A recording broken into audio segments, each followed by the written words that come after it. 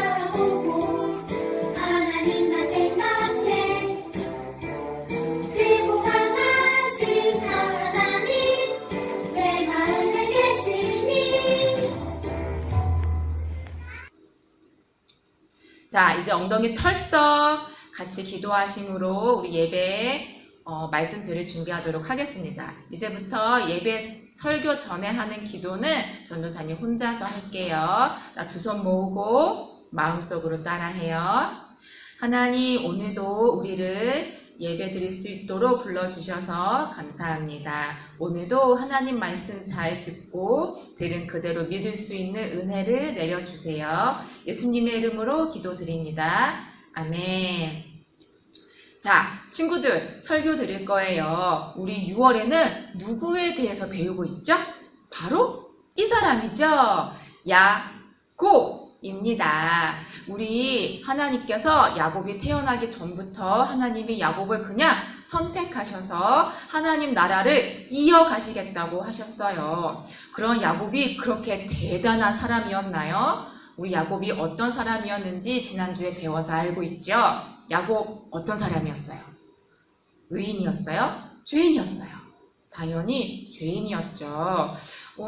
어떤 사건 때문에 우리 그렇게 보기로 했었죠? 첫 번째 사건, 이거죠. 형이 밖에 나가서 사냥을 하고 돌아왔는데 배가 너무 고팠거든요. 그때 마침 동생 야곱은 팥죽을 쓰고 있었어요. 보통 형이 배고파서 팥죽을 달라고 하면 우리 친구들은 어떻게 했겠어요? 형은 가족이니까 그래 형 먹어요 했겠죠? 근데 우리 야곱은 그냥 순순히 팥죽을 주지 않았어요. 어떻게 했죠? 그동안 야곱이 너무 갖고 싶었던 것, 장자권, 이것을 달라고 했어요.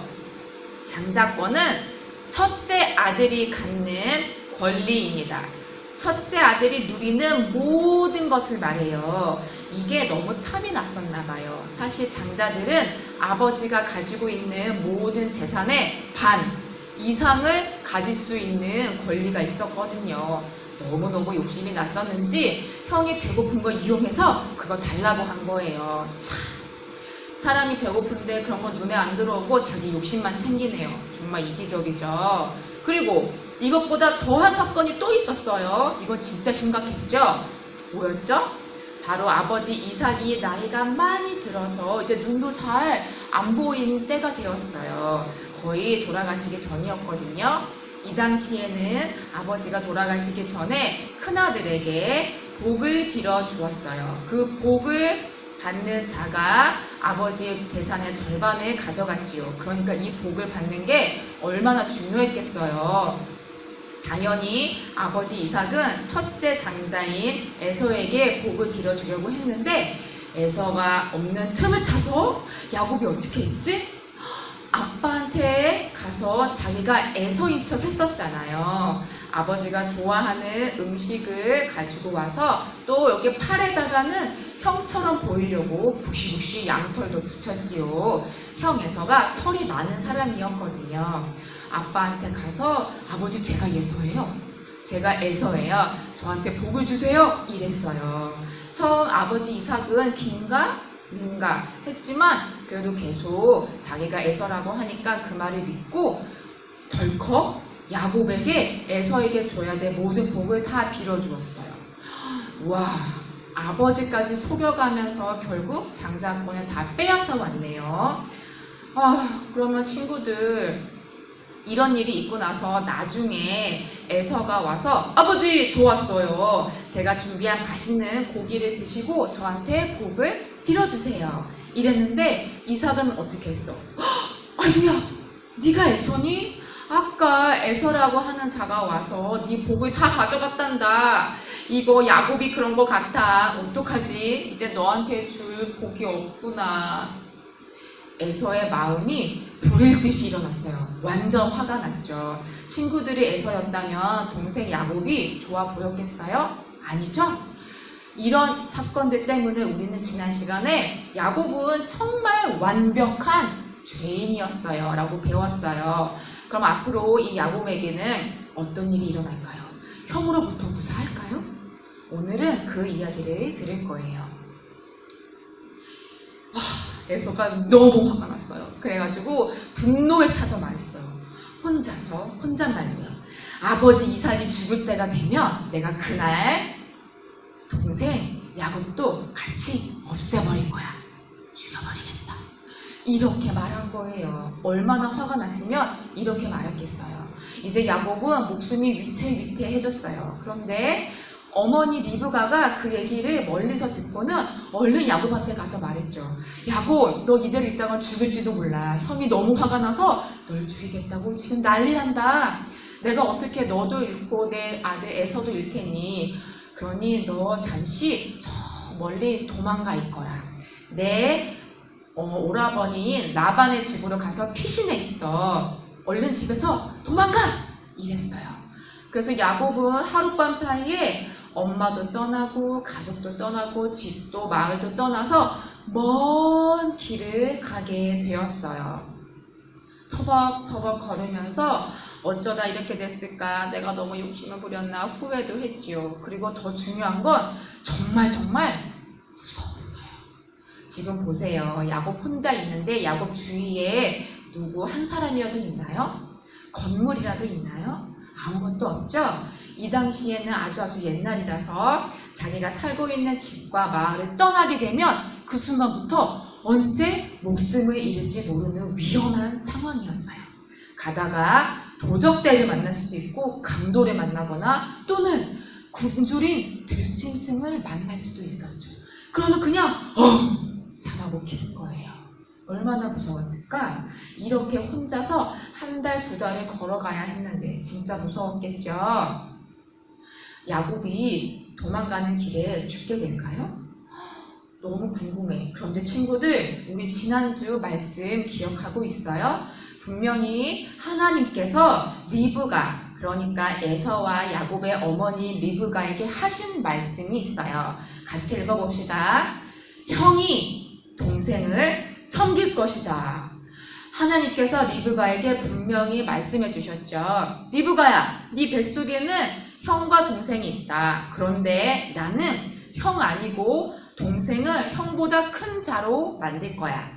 동생을 통해서 내 나라를 이루어 갈 거다 라고 말씀해 주셨어요. 아니 근데 하나님은 전지전능하신 분이라서 모든 것을 다 알고 있었을 텐데, 야곱이 나중에 태어나서 형과 아버지를 속일 것도 다 알고 있었을 텐데 왜 하나님은 이런 말씀을 하셨을까? 왜 처음부터 야곱을 선택하셨을까? 하나님은 죄를 좋아하시는 걸까? 그건 아니죠. 맞아요. 그건 아니에요. 우리가 배운 대로 우리 하나님은 어떤 분이에요? 죄인을 부르셔서 의인으로 바꾸어서 하나님 나라의 복을 잘 내려주시는 은혜로운 분이었죠. 하나님이 은혜로운 분이셔서 야곱을 선택하신 거예요. 그럼 이제 짐작할 수 있어요. 도망가는 길에 야곱이 쉽게 죽지 않을 거예요. 그러겠죠? 맞아요. 더군다나 하나님이 도망가는 야곱에게 하신 말씀도 있거든요. 도대체 그건 뭘까? 먼저 도망가는 야곱에게 무슨 일이 일어났는지 우리 영상을 보고 봅시다.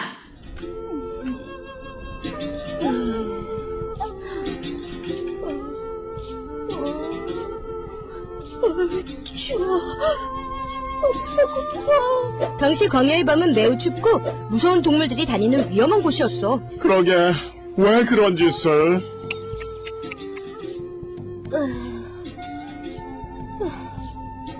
하나님, 도와주세요.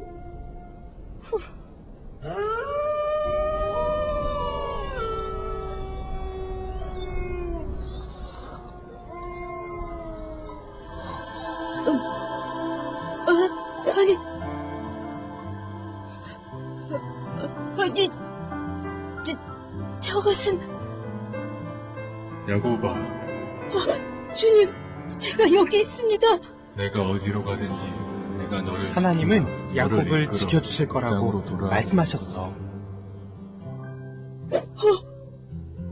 주님. 우와! 놀라워요. 아빠도 속이고 형도 속이고 도망 나온, 죄짓고 도망 나온 야곱을 하나님이 꿈속에서 만나주셨어요. 역시 하나님은 죄인을 불쌍히 여기시고 그를 구원하기 원하는 은혜로운 분이었군요. 그리고 하나님이 말씀도 해주셨어요. 오늘 말씀이에요. 같이 읽어보겠습니다. 창세기 28장 15절 말씀. 내가 너와 함께 있어. 네가 어디로 가든지 너를 이끌어 이 땅으로 돌아오게 할지라. 우와, 놀라운 말씀이에요. 야곱이 한 행동 때문에, 잘못된 행동 때문에 하나님께서 역시 넌 안 돼, 역시 죄인은 어쩔 수 없어, 이렇게 버리시는 것이 아니라 이미 다 알고 있으셨고 죄인이기 때문에 오히려 불러서 은혜를 내려줄 준비를 하고 계셨던 거예요. 너무 감동이지 않나요? 우리 하나님은 정말 은혜로우신 분이군요. 하나님이 본인께서 선택하신 야곱에게 이렇게 말씀했어요. 야곱아, 이제 내가 너하고 함께 있을 거야. 내가 너를 지켜줄 거야. 걱정하지 말렴. 그리고 지금은 집에서 고향에서 쫓겨났지만 내가 다시 때가 되면 너를 이 땅으로 집으로 다시 돌아오게 할 거란다. 이 말을 들은 야곱의 마음은 어땠을까요? 와, 정말 안도가 되었을 거예요. 지금 당장 죽을까봐 너무 무서웠는데 안심이 됐을 거예요. 그리고 나와 같은 사람에게도 하나님이 함께 하신다고? 와, 하나님은 정말 은혜로운 분이구나. 깜짝 놀랐을 것 같아요. 그쵸? 친구들, 하나님께서 지금도 우리와 함께 하고 있어요. 하나님이 야곱과 같았던 죄인이었던 우리를 선택하고 부르셔서 우리를 하나님의 자녀로 짜잔! 만들어주셨죠? 바꿔주셨죠? 맞아요. 이것은 우리가 하나님한테 감사해야 할 일이에요. 그런데 중요한 건 야곱도 우리도 하나님이 부르신 이후에는 전에 살던 것처럼 죄인으로 살 수 없어요. 하나님이 원하시지 않죠. 하나님은 죄인을 불러 의인으로 바꿔주신다고 했어요. 하나님이 이제부터 내가 너와 함께 있을 거야 라는 이 말은 앞으로 하나님이 내가 너를 의인으로 바꾸어서 내 말에 순종할 수 있도록 내가 만들어줄 거야 이 말이에요. 그러니까 우리 친구들 하나님께서 선택한 자녀인가요? 그러면 우리는 더 이상 죄인으로 살지 않고 의인으로 살아요. 하나님 말씀에 귀 닫고 사는 게 아니고 하나님 말씀을 듣고 믿고 순종하며 살지요. 이것이 하나님이 우리와 함께 있다는 말씀이에요. 그러니 우리 앞으로 어떻게 살아야겠어요? 오늘도 내일도 지금 코로나가 되게 많고 위험한 상황이지만 그래도 하나님이 나를 선택하셨고 나를 지켜주신다고 하셨어. 이것을 믿고 오늘도 변함없이 하나님의 말씀을 듣고 믿어 사는 거겠지요. 맞아요. 하나님이 그렇게 하시려고 처음부터 죄인이었던 아브라함, 이삭, 야곱을 하나하나 선택하신 거였어요. 진짜 감사해요. 그리고 하나님께서 야곱에게 또 너 이 땅으로 다시 올 거야 라고 하신 얘기는 야곱과 이삭과 아브라함과 이삭과 야곱에게 하신 그 말씀 뭐였죠? 많은 자손도 주고 땅도 주고 복도 줄 거야. 이 약속을 이루시는 거예요. 정말 하나님은 대단하시죠? 맞아요. 그래서 야곱은 그때부터 변하게 돼요. 이때부터 변하게 돼요. 의인으로. 우리 그 과정이 어떤지 진짜 궁금하다. 그거는 다음 주, 다다음 주 알아볼 거예요. 오늘 우리가 이 말씀을 통해서 새겨야 할 것은 이거예요. 저 깜깜한데 누가 있지? 아이가 한 명이 있네. 너무 무섭겠죠? 그런데 우리가 혼자가 아니라는 거죠.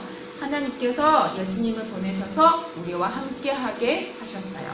이것을 믿고 오늘도 당당하고 두려움 없이 용기 있게 하나님을 믿으면서 살아가요. 그럴 수 있지요?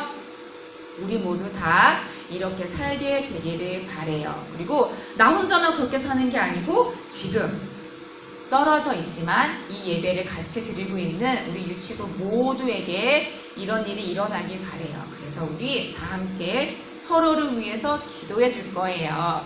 자, 기도 자세로 변신해 볼까요? 하나, 둘, 셋. 자, 우리 서로를 위해서 기도할게요. 전도사님 따라하세요. 하나님, 오늘 야곱의 이야기를 들었어요. 죄인이었던 자를 부르시고 선택하시고 의인으로 바꿔주시고 복을 주시니 감사합니다. 우리에게도 동일한 은혜를 내려주셔서 하나님의 돌보심 가운데 살아가게 하시고 하나님이 원하시는 모습, 의인으로 살아갈 수 있도록 은혜 내려주세요. 그래서 유치부 모두 하나님의 나라의 복을 누리며 살아갈 수 있도록 도와주세요. 예수님의 이름으로 기도드립니다. 아멘. 자, 잘했어요. 우리 광고할게요.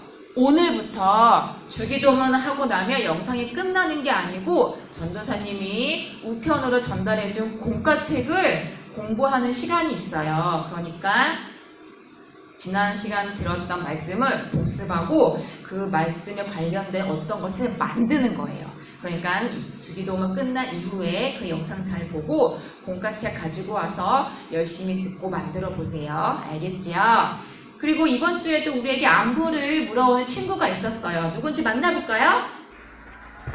얘들아 안녕. 나는 마태만 김시연이야. 코로나 지난 다음에 우리 교회 와서 예배도 드리고 간식도 먹고 활동도 하고 재밌게 놀자. 그럼 안녕. 우와, 김시연 어린이였네요. 5살이었는데 어느덧 7살이 되었어요. 시간 참 빠르다. 많이 예뻐졌지요? 건강한 것 같아서 진짜 다행이에요. 다음 주에도 누군가가 기다리고 있어요. 이게 궁금하죠? 자, 다음 주에 또 만나도록 해요. 이제 하나님 예수님께서 가르쳐 주신 기도하고 우리 예배 마치도록 하겠습니다. 하늘에 계신 우리 아버지, 아버지의 이름이 거룩하게 하시며 아버지의 나라가 오게 하시며 아버지의 뜻이 하늘에서와 같이 땅에서도 이루어지게 하소서.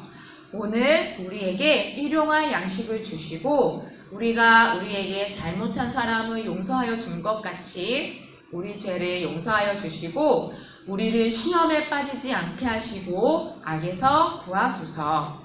나라와 권능과 영광이 영원히 아버지의 것입니다. 아멘. 자, 친구들, 그럼 우리 다음 주에 또 만나고 지금부터 공부하세요. 모두들 안녕.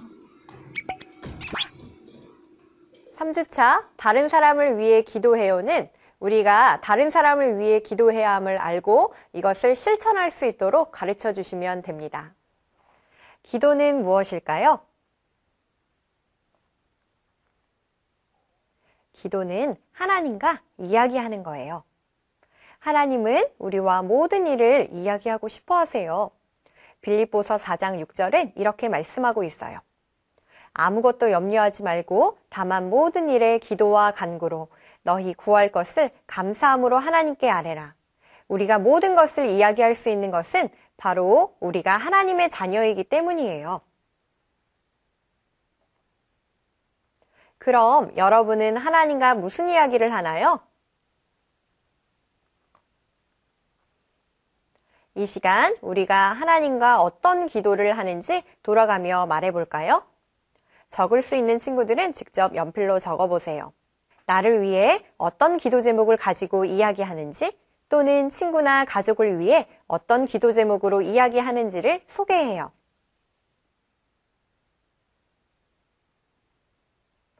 그런데 우리는 왜 다른 사람을 위해 기도해야 할까요? 나와 가족, 친구들은 하나님 안에서 한 몸이기 때문이에요.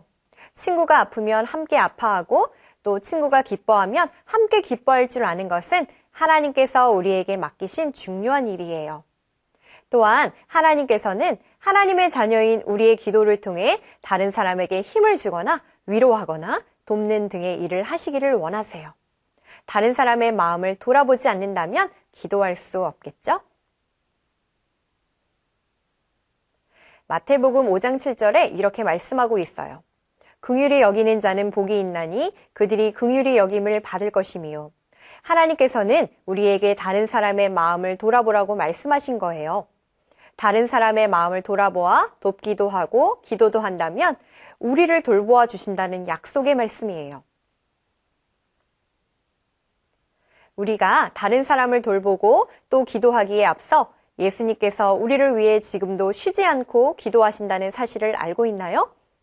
우리가 예수님의 기도로 더 큰 힘과 위로를 받고 있다는 사실을 안다면 당연히 우리도 다른 사람을 위해 기도해야 한다는 것을 잊지 않았으면 해요.